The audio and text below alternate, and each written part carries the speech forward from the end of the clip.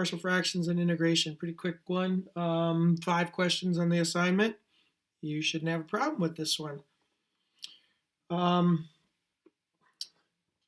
With partial fractions, it would be kind of like if we had to integrate something like 3 over x squared plus x minus 2 dx. And we really can't do anything with that. So we have to break this into 2 fractions. We have to do what's called decomposing fractions. If you remember, let's pretend, we'll set that example aside for a second, but let's say I said write 3 over x squared minus 4 as 2 fractions. The kind of thing where, as a side note, we could do something like if I had 3/4, one way to write that would be to write it as 2/4 plus 1/4. Generally speaking, we go in this equation, we take the fractions and we make it as 1. But what if we go this way? How can we decompose it? Now, there's a lot of different things we could do with that, right? I mean, we calculate a lot of different fractions to get 3/4, but that's what we're doing. We're really decomposing a fraction. We're splitting the fraction into 2 other fractions with which we can actually integrate. So take something like this, and we know that this thing has a factor of x minus 2 and x plus 2 as a denominator. And in general, we know that there's some value up here and there's some value up here that if we add those 2 together, we can figure out what a and b are. We can generate this as 2 fractions. Well, one of the ways we can really we can solve an equation like this is we can multiply everything in here by the denominator, x squared minus 4. So if we multiply everything by x squared minus 4, what we generally get is we get 3 on this side because those reduce. On the other side, we get a times x plus 2 plus b times x minus 2 because of reduction. So now we get this and we say, okay, if we want to figure out what a was, we could make x equal to 2. Because when we make x equal to 2, we'd have 3 is equal to a times 4 plus b times 0, which means a is equal to 3/4. And to find b,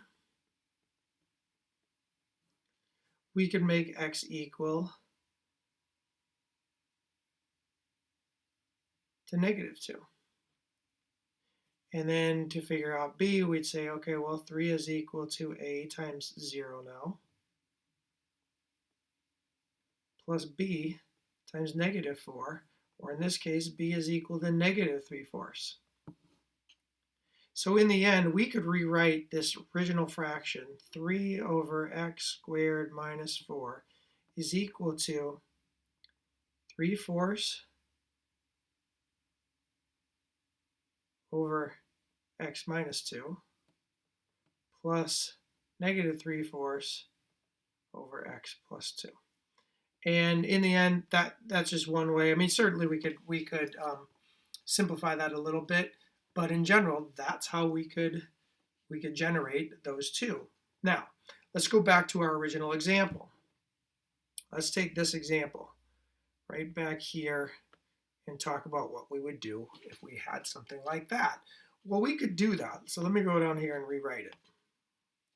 Let's talk about this. Let's talk about integrating 3 over x squared plus x minus 2 dx. Now, we have a rule for integration.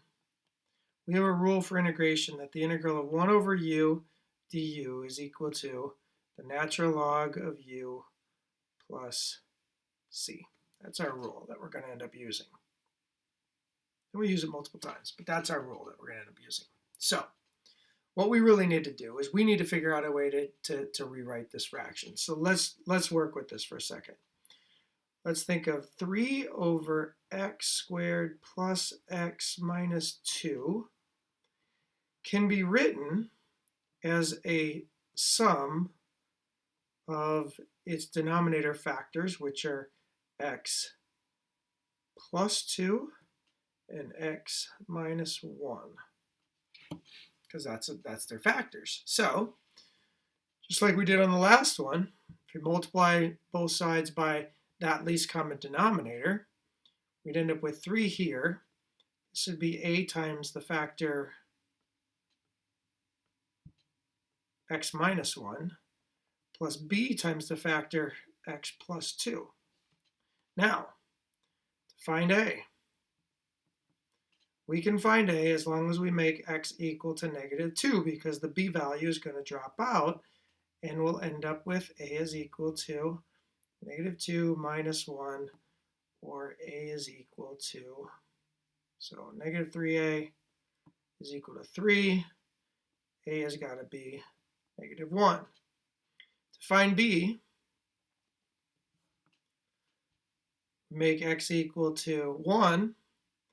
So then 3 is equal to b times 1 plus 2, or b is equal to 1. So if we wanted to rewrite this integral, this original integral we had, we could rewrite this, and all we really need to integrate is the integral -1 over x plus 2 plus 1 over x minus 1.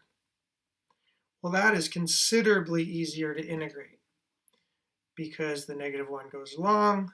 You got the natural log of x plus 2 plus the natural log of x minus 1 plus a constant, because of using the rule.